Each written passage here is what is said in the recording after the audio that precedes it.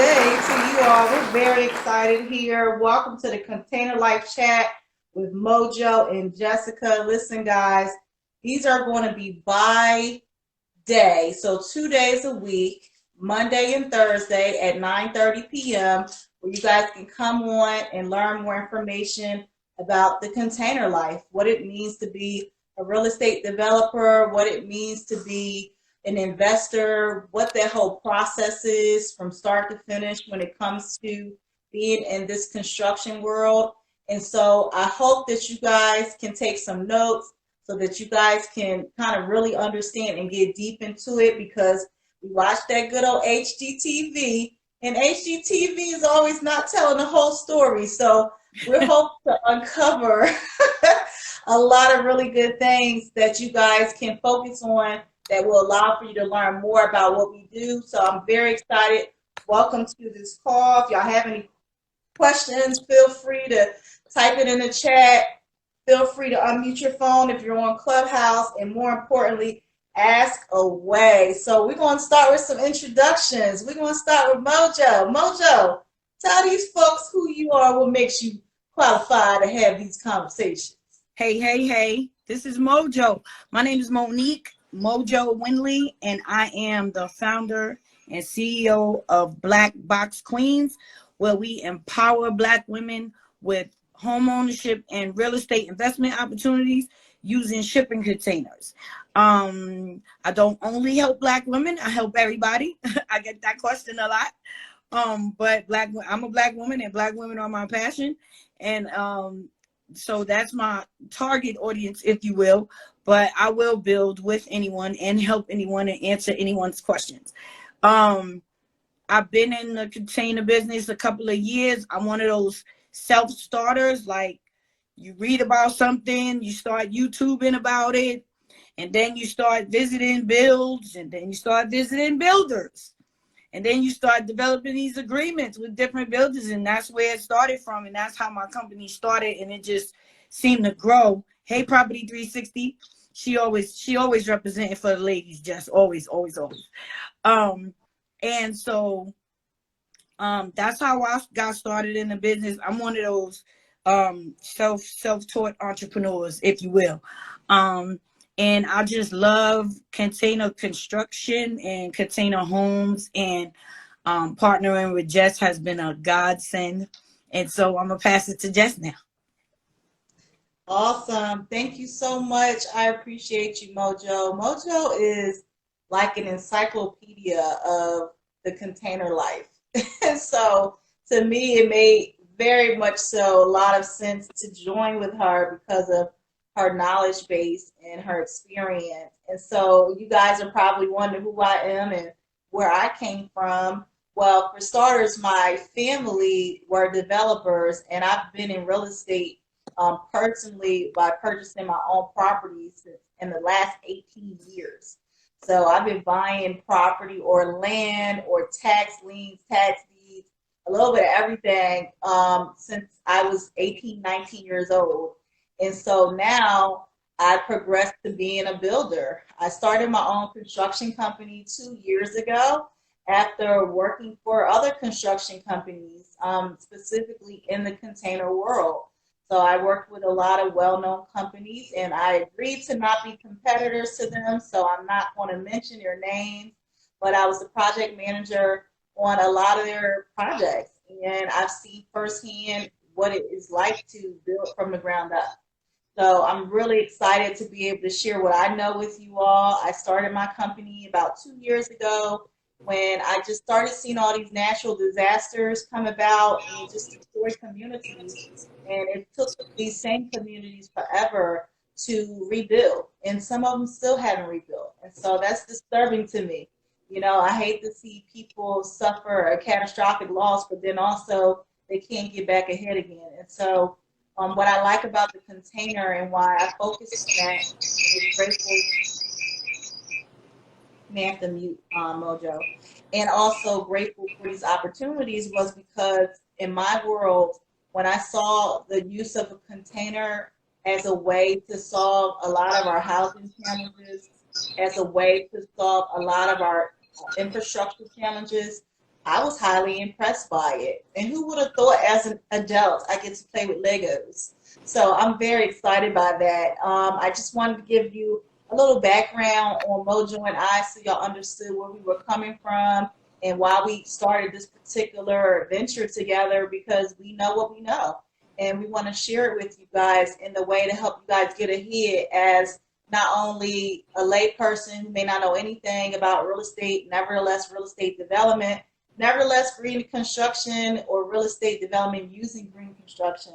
So we are going to try to make it as simple as possible, guys. I'm very excited by this.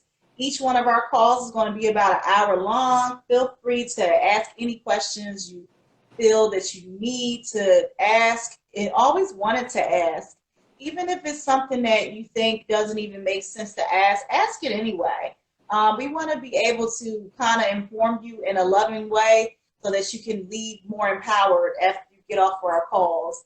And as for my target audience is anybody who is looking for a sustainable way to build communities, a sustainable way to offer affordable housing options to their communities that they serve, and more importantly, anybody that's just in the green space. You know, we're a green construction firm, so we're very big on recycling and using sustainable materials.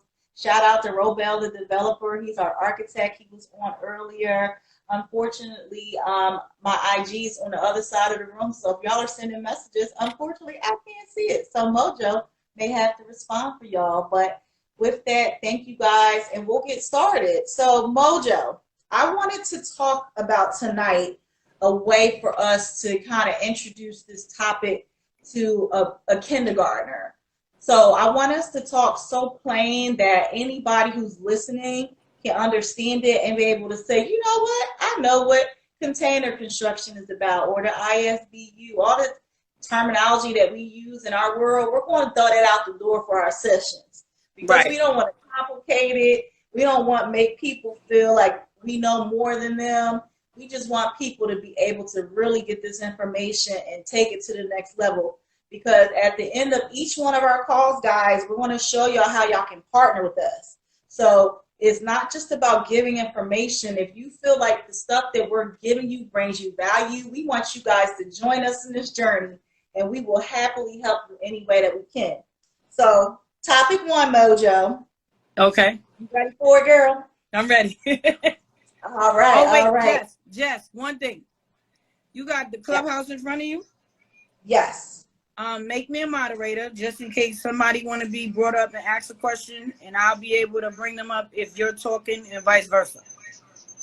On it. Just did it. All right. I got it. Thank you. Appreciate that. So real quick, guys, topic one of the Container Life chat is what is considered a container. We're gonna go back to that type of basics. So I'm going to let Mojo describe what it is, and then I'll chime in after she finishes hers, and we'll just go back and forth so that you can get both of our perspectives. So I'll let Mojo go, and I'll mute my phone out. Well, containers are Mojo, don't forget to unmute yourself on Clubhouse too. Got you. I hope you guys can hear me now. Containers are steel boxes, for lack of a better word, right? They're used for shipping, because that's why you hear most of the time shipping container homes. Because, well, one form of them are used for shipment, right? Because there are ones that are intended for building, and those are the ones that we use for building. And they can be shipped, but it's basically cargo containers that are used to ship mostly dry goods, sometimes others. And they come in some standard sizes, and they're now being used as the framework for homes, for businesses, for just about any type of construction. I think the biggest misconception that people have is that a container build is oh so different from quote unquote regular construction, right? It's just that we're using these steel frames or these steel boxes as the framework for your home, which makes it bigger, better, faster, stronger, literally. And that's it in a nutshell. Their original intention was shipping goods overseas, and that's why they're very strong and resilient. But they're not much more than that, and Jess can tag team and tag in on that one. Absolutely, thank you. You know, Clubhouse, please. And so, from that perspective, we wanted to break it down in as simple as way as possible. It's a piece of metal. And so, a lot of times, people, when they're trying to get into the container construction, they think it's more complicated than what it is. But as she just mentioned, we're swapping out wood for metal. And so, because of that, that's what makes it a great product. One, metal erodes slower, so to speak, than wood does, from it being beat up by wind to water to whatever you can think of when it comes to our natural weather that we experience every day. The container can withstand all of those things. So typically, a container, as she mentioned, is used just for simple travel to and fro across seas carrying goods. Sometimes it may have contaminants in it. Typically, that's not being used as a product when you're doing construction. And typically, they're not reused at all. They actually go into what they call is decommission, where they put it out of business so that it's not being used again. Some other great things and features of a container outside of just the use of it being metal versus your stick-built construction too is that it's wind, water, and fireproof. So for people who live in areas that are in flood zones or unfortunately are, you know, the wildfires are affecting it, or even from a perspective of high wind, what's great about the container is that you may be the only person with a container house, and remember, they can be used for commercial too. You may have a commercial or residential structure, and yours is the only one still standing, you know? So, you know, what makes that great is that you ain't got to worry about, you know, whether or not you'll be back in business or can move back into your home.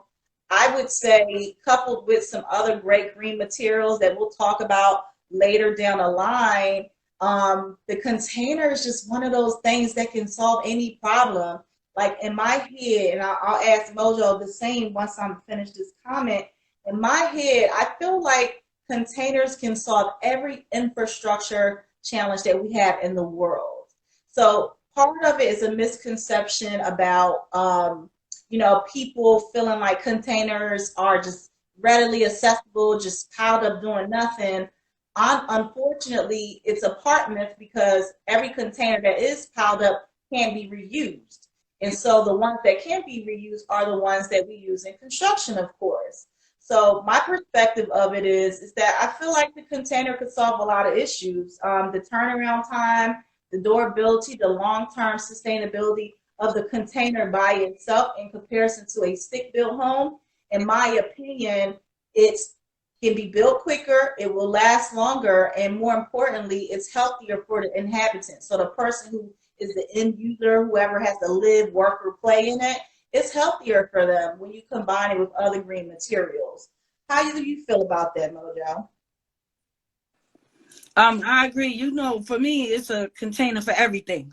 That's my motto. Like they literally can be used for anything, and that's why I try to post a whole bunch of different uses on my page, not just homes, businesses,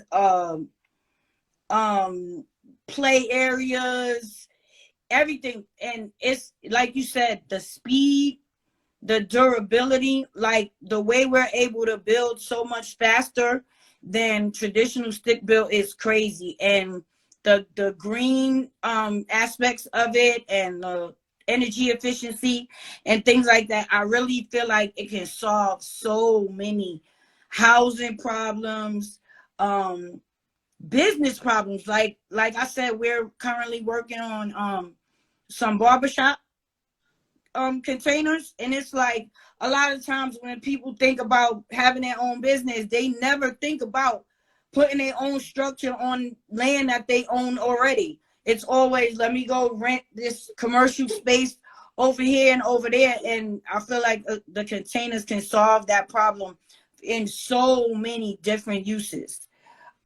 We got some questions in the chat. But one of my favorites, somebody asked a question that I want you to, I know how I always answer these questions, but because we're together now, you know what I mean, tag team, I want to see how your answer aligns with what I usually say. So this person says, how many containers do you need for a 5,000 square foot home, and about how much would it cost? Okay, so I'll answer that from a singular perspective to not make it complicated. One, that's not enough information for us to give an accurate quote because, one, when you're asking that question, that's just like going to a store and say, let me order chicken. They may ask, what do you want, baked chicken or fried chicken or broiled chicken? And so that can take you down a rabbit hole of additional questions. And so, unfortunately, that's not a question that we can ask accurately without knowing the location, without knowing whether or not it can actually be built there. So, what people don't realize is that they may want a container home. However, if that municipality doesn't allow it, then you can't have your home there.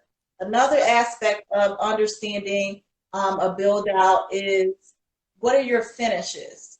So 5,000 square feet blanketly doesn't tell us how you want the interior to look. How do you want your exterior to look? Do you want special landscaping? Do you want it partially underground or above ground? So we normally ask way more questions than a typical how many square feet in approximate to answer your approximate cost question. So if you go to Mojo or myself, our consultation forms ask a lot of questions because people come to us for different reasons. They come to us for consultations in regards to just being an eye on their project. They come to us for the full build out, or sometimes they come to us for a partial build out. So a lot of times when people ask, well, how much is a 3,000 square foot home?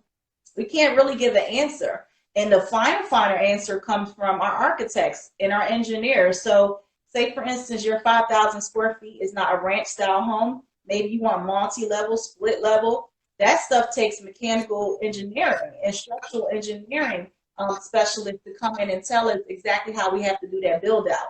And so we can give you a preliminary quote based on the average square footage for an area that you're looking to do your project in, but by no means will that be an accurate number until we know more about the project. What's your thoughts on that, Mojo? You sound like me. But I always give the example, like that's like going to a realtor and saying, how much is a 3-bedroom, 2 baths?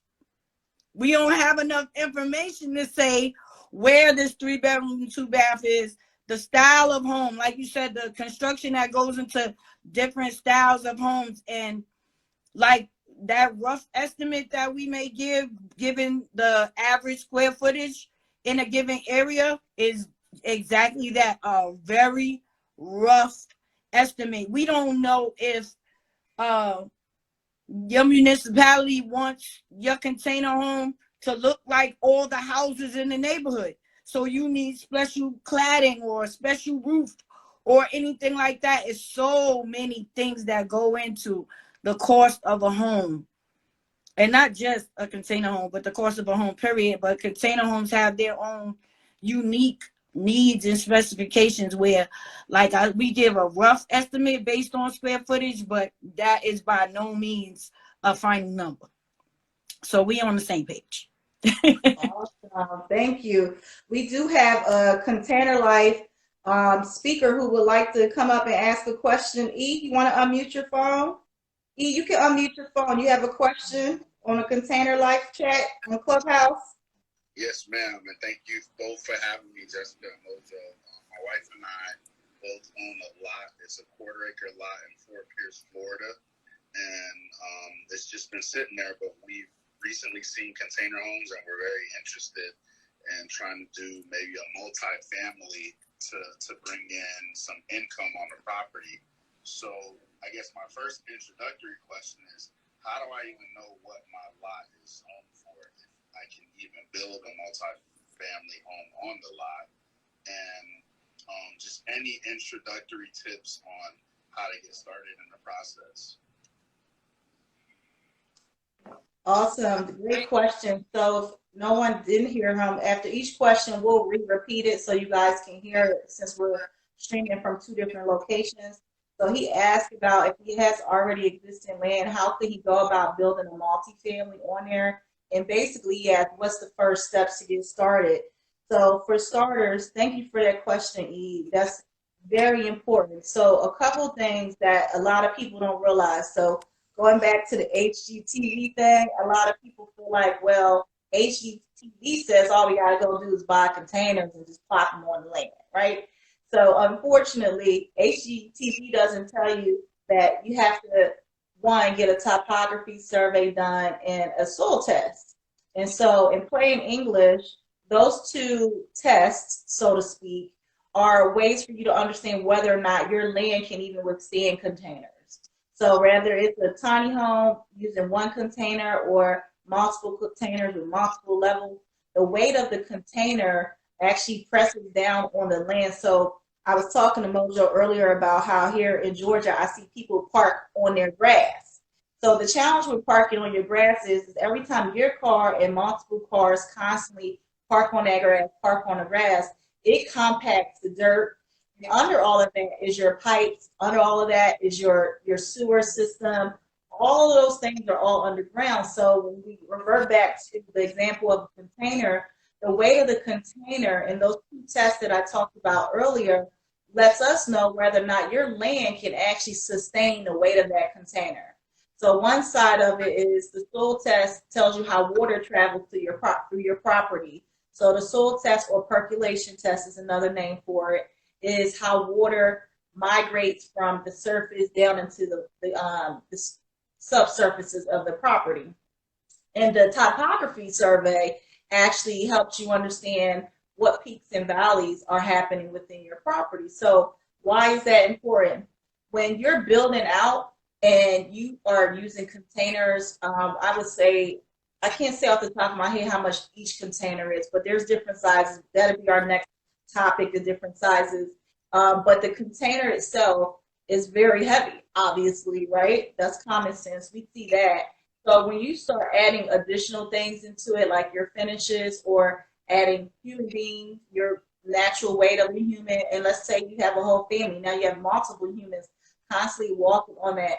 As the weight of all of those things on top of the container start to kind of shift as the earth is shifting, keep in mind that if you don't know whether or not your property can withstand that weight, and you also don't know how water is traveling through your property, and yes, we'll talk about foundations sooner or later, but right now, just knowing that the weight of that container mixed with everything else you may want in your property can really take an effect on your property and its ability to shift and breathe. And so we already know what happens when it rains a lot, right? It gets muddy, starts getting messy. So regardless of the type of foundation we have, the earth always settles. That's normal.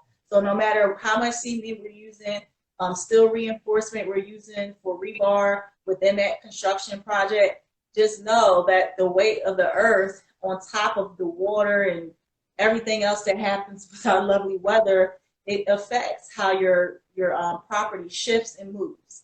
And so with that, what's important is to answer your question and get back to that. I just felt it necessary to explain that part first.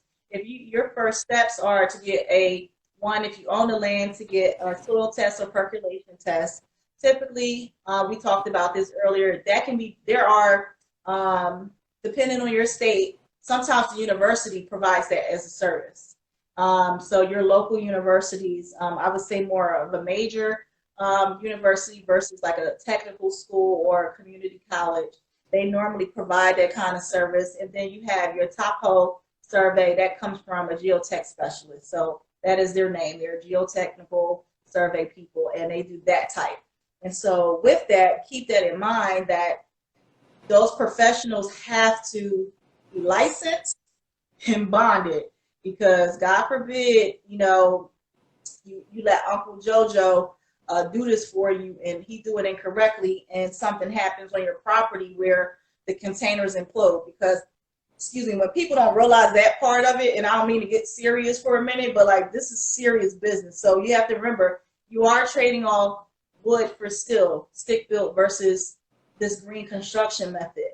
And so that trade-off alone has some things that are significantly different, and this is one of them. And so, E, I hope I answered your question. The first step is definitely for you to get those two things done. And in addition to that, I would say too, contacting local planning and zoning and find out, like for instance, in the South, there's a lot of subdivisions. A lot of people live in subdivision. There may be covenants in your subdivision's HOA policies, or there may be ordinances in your county that say they don't like metal buildings, or they don't like manufactured buildings, because we do prefabs, or whatever. So in addition to getting those two things done, I would call your local planning and zoning and find out if they allow it. But do not call it a container home. Do not call it container structure. Call it ISBU. And so ISBU is the common language that's used for that type of container because it's used for construction. So when Mojo talked earlier about different types of containers, the ISBU model or module is what's used for construction specifically. So if you say container, your mortgage people going to tell you no, the insurance people going to tell you no, everybody going to say no, no, no, no. So either you use prefab, or you can do modular. You can say modular or ISBU, probably at least one people will remember. But the language makes a very big difference in your success rate in being able to get your projects done. I hope that answers your question. Any other question? That's it for now. I appreciate it. Thank you. I just would like to say, Jess, that you are my other half. I know the people who are on here that be with me every day, they like, that's the same thing Mojo be saying. Don't say container, and don't do this, and don't do that. I mean, we two sisters of the same vein. Like, it's the same information. It's not rocket science. I love the fact that you're the more, I want to say because I always like, my sister's an accountant, right? And I do taxes with her, but she got the degrees, she wrote for a book, she did this, and I'm the self-taught. You know what I mean? I feel like it's the same exchange with us, right? Like, you have the longer background in construction and degrees and all of that stuff, but I'm she read and she YouTubed and she did her research and she started her business, but I think it goes well together. So let me see if anybody else posted somebody said, where and how do you acquire your containers? I have a relationship. Oh, sorry. I have a relationship at the ports where Right, me too. her and I, we both have connects inside the port. But to the general public, if you ever wanted to purchase your own containers, you typically would look it up in your local area. So you don't, if you live I'm in Georgia, by the way, I wouldn't order a container from Texas or, someplace hundreds of miles away. So some things that go into the cost of acquiring a container is the logistics side of it, meaning where it's transported from to where it has to go to. And don't forget, too, that you do have to sometimes inspect your containers. So there's new containers and then there's used containers. Even within the used container space, there's levels to the types. So we can actually talk about that if you want to, Mojo. So they have they call it new container or one trip. So one trip means literally it's only been used once. So it may have been in another country and made it to the United States and now it's sitting at the port. And so by it sitting at the port, you can ask specifically for a new trip, a new one tripper. And so using new versus one tripper, it means the same thing. It's only had one use literally. However, the other side to that is the use side. So you have WWT, which means it's wind and water tight, meaning water should not be able to get into it or wind should be able to penetrate it from a perspective of structural integrity. So that's really important. because sometimes when you don't know what you're purchasing, you may get trash. And unfortunately, there's the lowest level of containers that structurally have they been sitting there for a really long time. So you can ask the age of the container for understanding.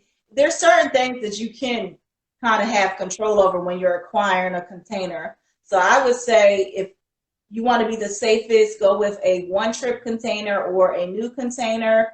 If that's not always affordable to you, because sometimes that one tripper is usually double the cost of a used one, then you can go to used route.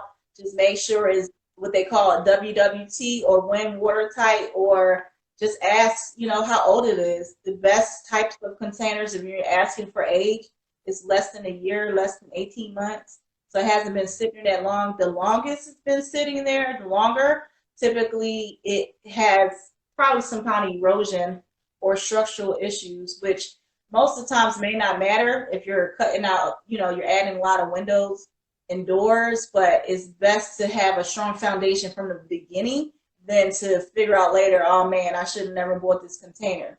And so the worst thing you want to do is wait for it to get to where you are. So a couple things you can do to avoid the container pitfall is ask them to send you pictures. So Facebook Marketplace has all kinds of container companies on there.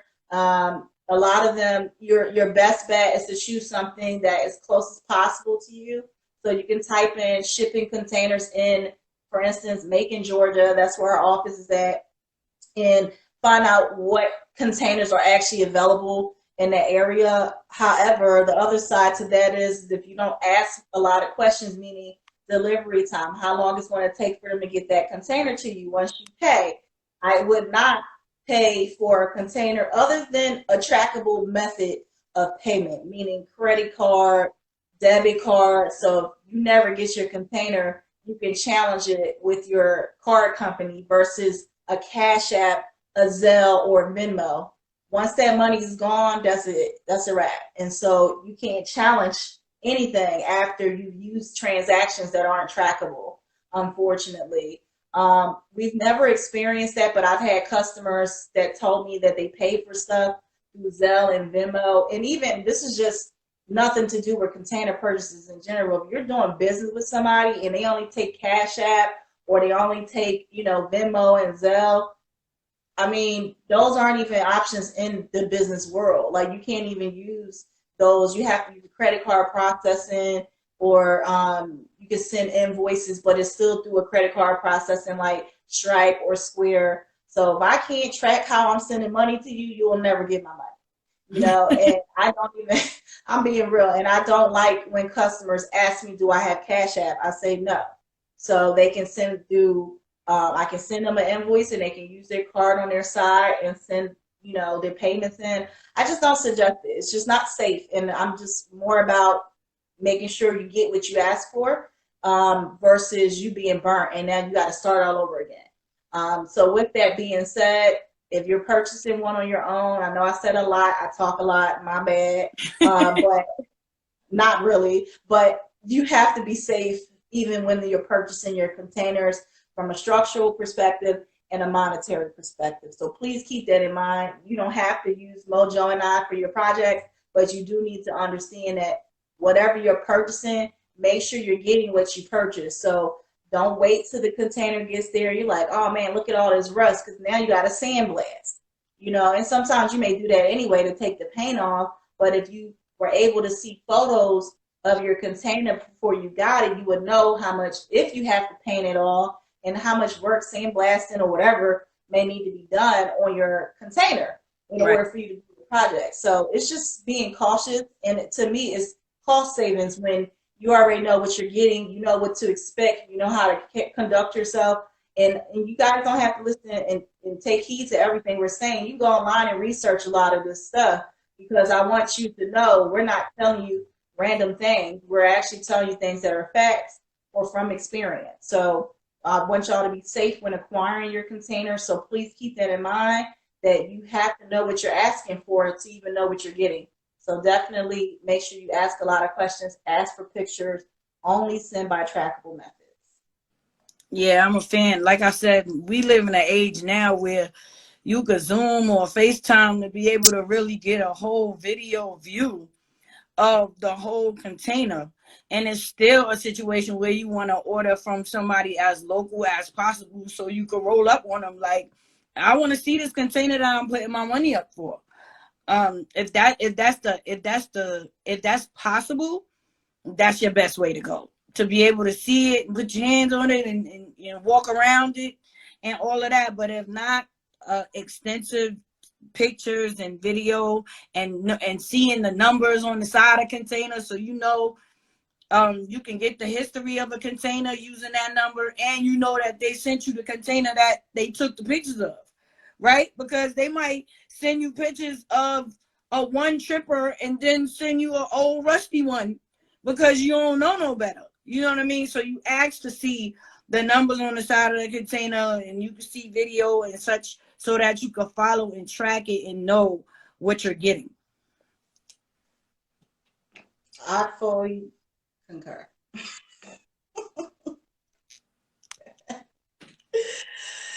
So let's move on from there, Mojo.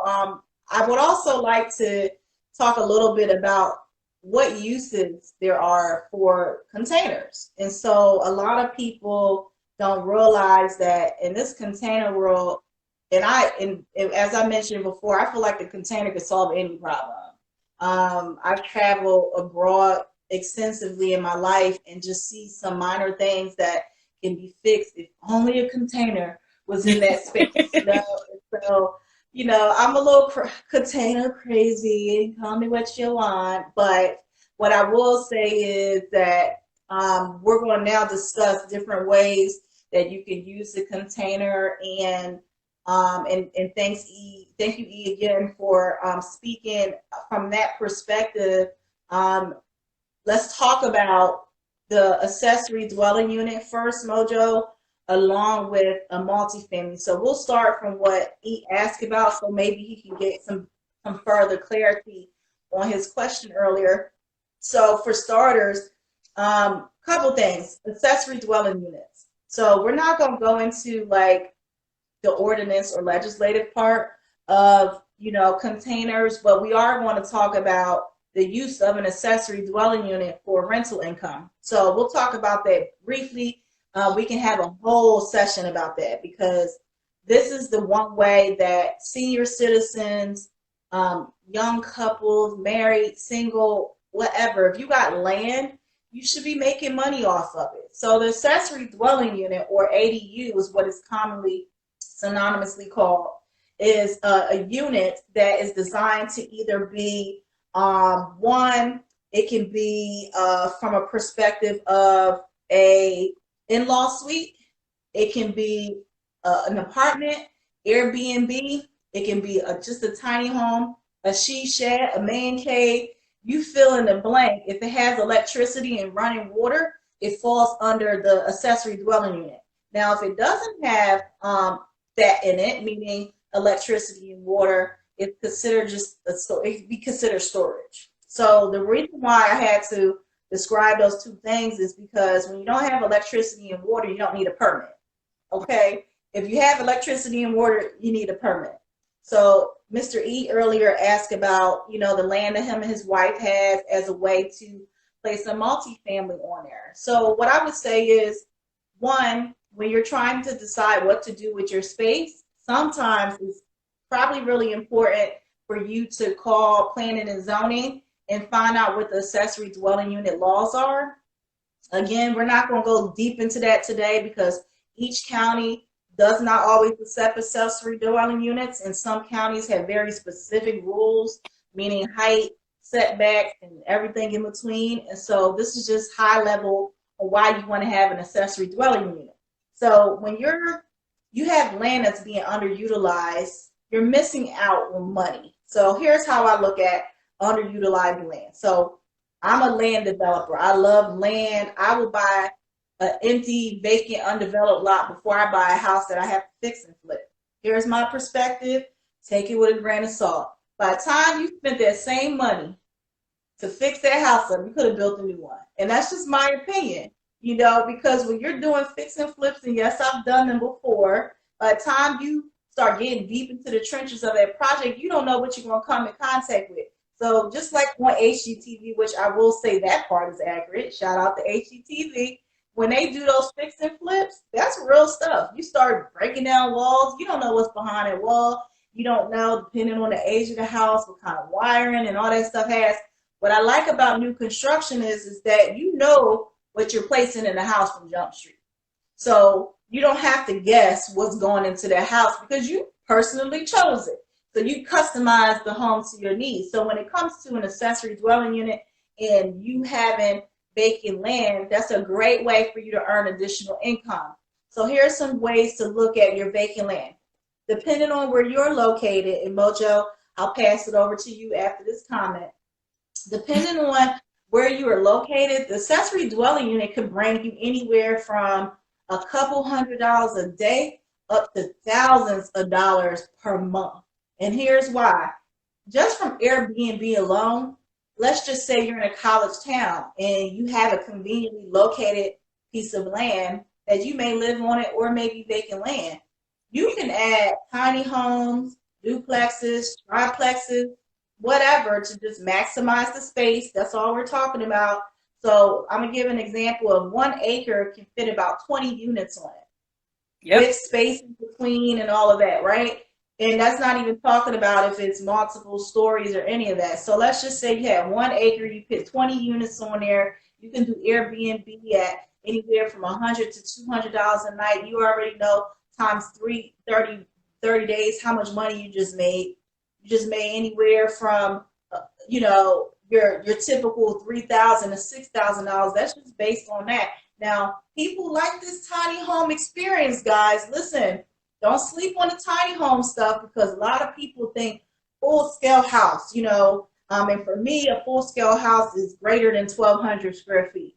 I get it, but how much money can you really make off of a 1,200 square foot home? Usually somebody that's coming here is going to be a family or friends. And don't forget, unless you set it up this way from an Airbnb world, you have to do it per room in order for you to maximize that house out, right? Most people don't look at it that way. They're like, oh, I'm just going to charge by the house. That's too much work. I stayed in Miami, or no, it was Chicago. I stayed in a mansion in Chicago about 2 years ago. And that was the first time I ever experienced a mansion, living in one and sleeping in one. I thought it was cool. Needless to say, these people, not only were they charging per room, but they was charging per bed. So some of the rooms were, I would say, a one-person room because they had one bathroom in there, one bed.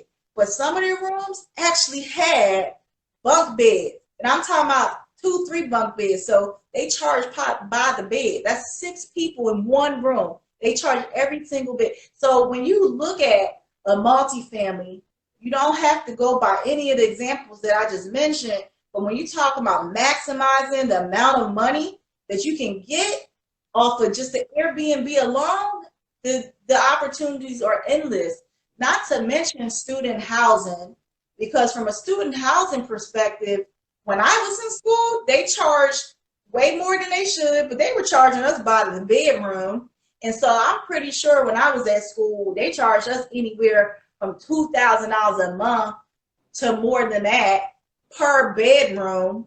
So just think of it from that perspective. If you offer student housing based off of the same model using a shipping container, you could just make so much money. So I just gave you 2 examples, Airbnb or student housing. I'm going to pass it over to Mojo to see if she got some other examples that y'all can benefit from. So I'm a fan of the shipping container Airbnb niche, right? Because I visit a different shipping container Airbnb every month for research purposes. And it's a business write-off for me because I'm in the shipping container business. It's container homes that's charging $300, $400 a night. This is because of the shipping container experience. And like, I always use the box top as an example because they have 2 container homes on their property. This ain't their main house. two shipping container home, ADUs, if you will. One is a 3-bedroom, and the other one is a 1-bedroom. The 3-bedroom rents for $400 a night, and it's booked out through November 2022 already. And then the other one is a 1-bedroom, and it's booked out the same way, and that one is $300 a night. It's not even just being one in the Airbnb zone, two being a niche in the shipping container home zone. So the way you design and the way you do it, and the fact that it's a shipping container home, period, you could charge more, and people are more excited about coming there. But the fact that you said you could put, I went to Waco, Texas. The man got 30 units on an acre, all Airbnb, a 1-bedroom, a 1-bedroom, the 20-foot with the Murphy bed, which is like a studio, the 2-bedroom model, and he just rinse and repeat. Build another one, put another one. But he got 500 acres. You know how far he could go? You know what I mean? And it's like the possibilities are endless, because it's so many different variations you could create with containers, and creating these different experiences, not to mention in the COVID area, when people didn't want to be in hotels where they gotta pass by other people and people breathing on them, or you don't want somebody in your own house, right, walking past you to go to the bathroom. You could just put a container in your backyard and create that same space and generate cash flow that is unbelievable. I'm a fan of the shipping container Airbnb, and I'm trying to convince everybody to put one on their property, at least one.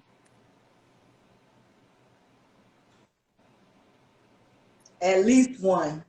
You see, homeboy had, what you say, he had 30, 40. You might as well go ahead and pick 50. Look, you know? He had 30, and then he turned it into, now he's building them and selling them to other people. So he got a second business out of what started as just the Airbnbs. And then he created his own platform, his own like Airbnb website, and it's all his units. I'm like, yeah, it's crazy, and I love it. Can y'all tell I'm container crazy? I am a little bit, but that's all right. Look, we both crazy about it, guys. Listen, what I like about this is that you can go crazy with it. So when you're talking about trying to find new ways of doing real estate, this is it, y'all. So when I look at, the other side to it, and we'll probably end our call in like another 15 minutes. These calls will be every Monday and Thursday at 9:30 p.m. So please join us again on Thursday. All the topics will be different, all informative ways that you can take information and go right out this call and start implementing it. What's interesting about the container world is, for me personally, is just the diversity of the product. And so Mojo gave you those examples, as far as an accessory dwelling unit, and how that man maximized his space, and how he then took that money and then he flipped it into. So that's a new type of real estate flipping, y'all. So I want to give another example of purchasing mobile home parks. So a lot of people don't realize, for one, you could talk about a mobile home park all you want, but anybody who has a portfolio of mobile home parks, they're doing pretty good in life, because once somebody's house is there, nobody wants to spend more money to move it again. So I want to talk about the mobile home park model with the use of containers. So what I suggest people do, and I personally haven't done this, however, I'm working with some clients that are doing it. I purchase raw land. So I don't care if it's in the hood, don't nobody want to live there, not a problem. I'll purchase it for $500, and I keep it moving. So I buy land in areas that nobody wants to do business in. I buy land in areas that nobody wants to live in, nobody wants to play in. Why? Because guess who doesn't have competition? Me. And so when I want to do my project and I want to bring innovative things to areas, those politicians, those people that are a part of this project, they are so okay with me bringing innovation to an area. So for those that are listening in, think of all those what they call are Class D properties. If you know anything about real estate, you got A and B are the most desirable. C is in, on the edge. D, nobody wants to do business, live there, none of that. That's where I focus on. That's a strategy. So when you're talking about niche and choosing locations that make sense, why do you want to go where there's prime real estate at where you're paying a premium for land and buildings? Why not go into those areas where you probably can buy something for a couple $100?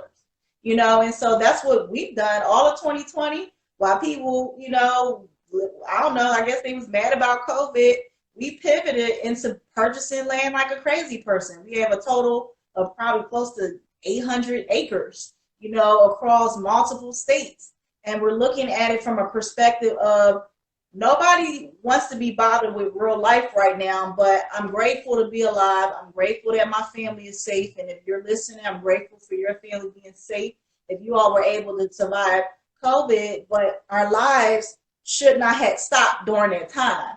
And unfortunately, what did happen is a lot of people stopped their lives. They had to pivot. They had to think of alternative ways to live and survive an entire year without human contact. So during that time, my partners and I, our focus was how can we purchase as much land as possible so that we can start revitalizing our neighborhoods in a different way.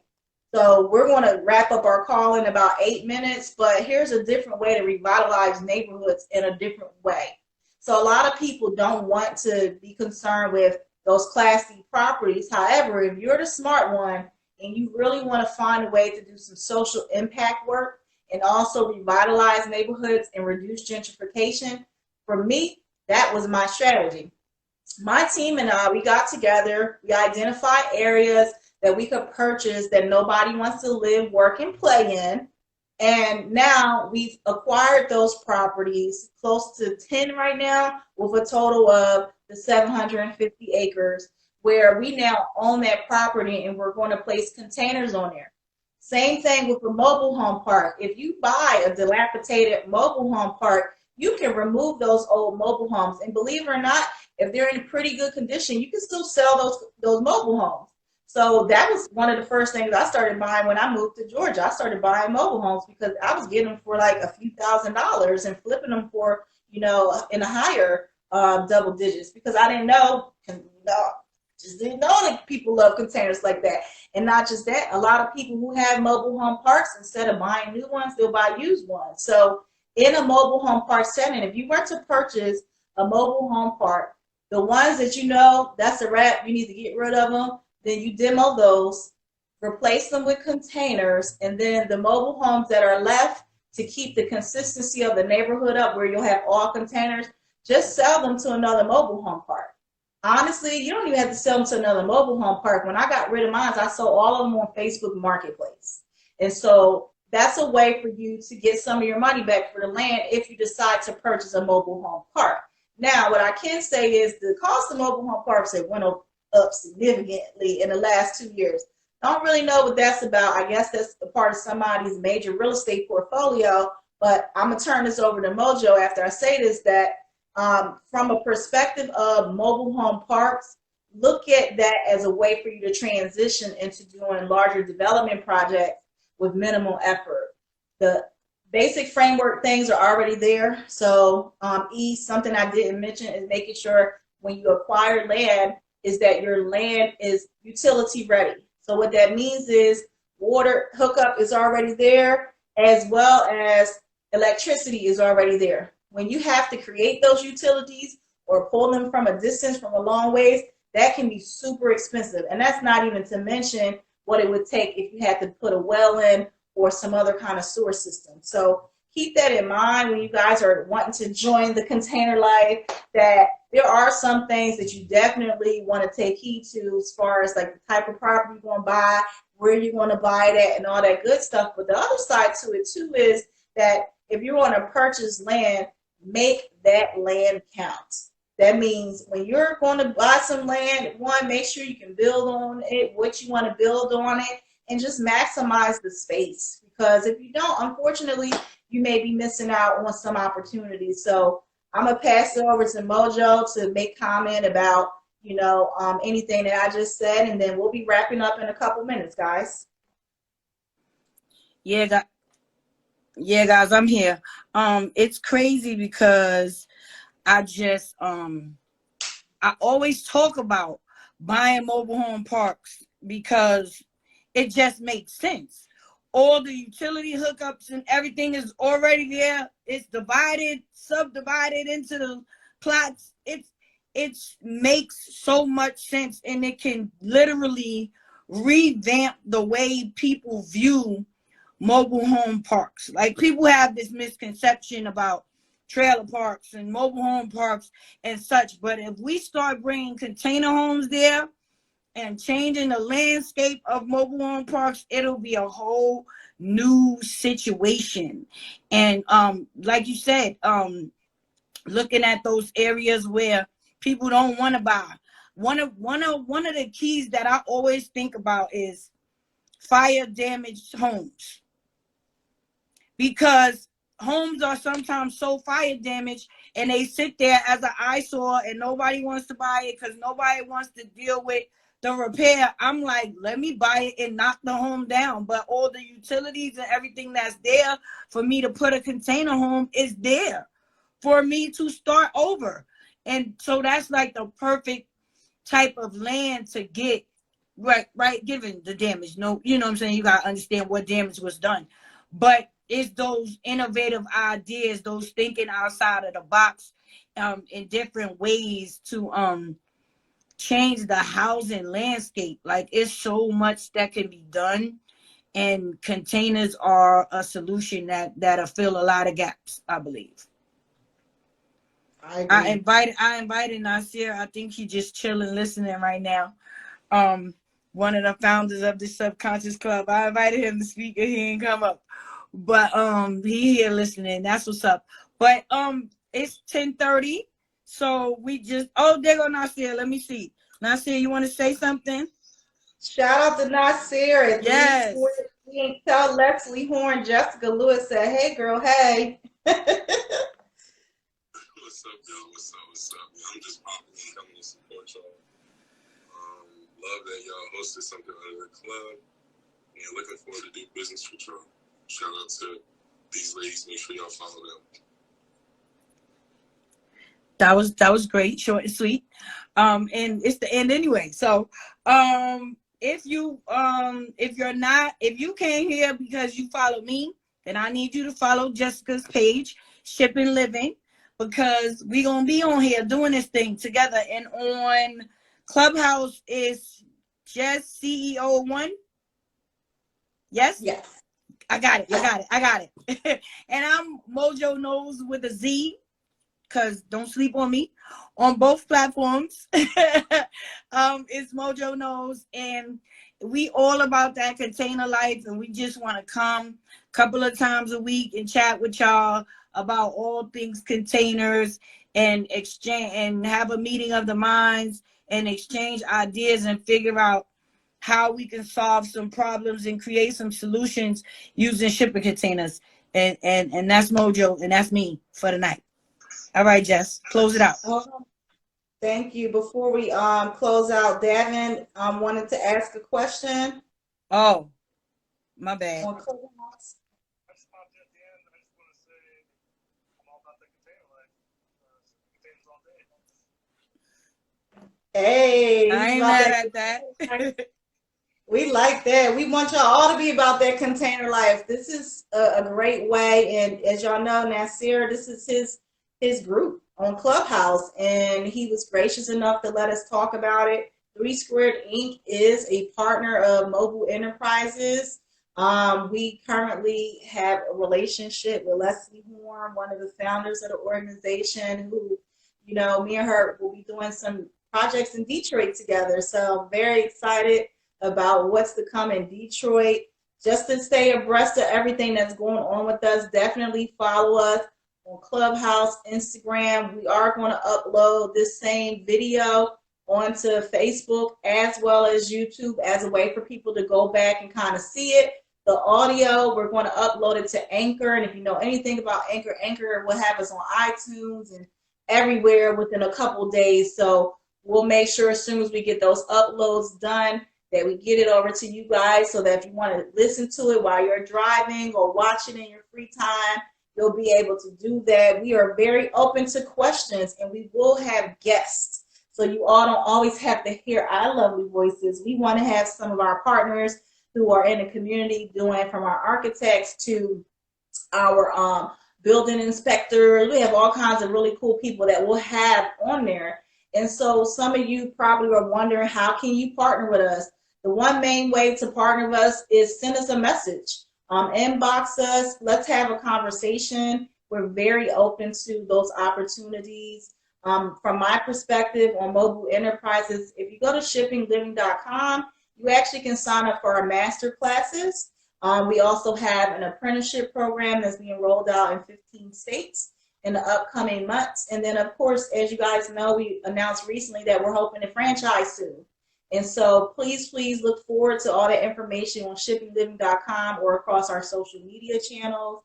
And we are so appreciative of you guys. We will see you all on Thursday at 9:30 p.m. Same bat time, same bat place. So that's IG Live, Clubhouse, in the Subconscious Club, as well as on Facebook and YouTube as the replays come out. Okay, guys? We appreciate you guys, and I hope you all have a great evening. Don't forget, send us your questions. All right, y'all. Good night.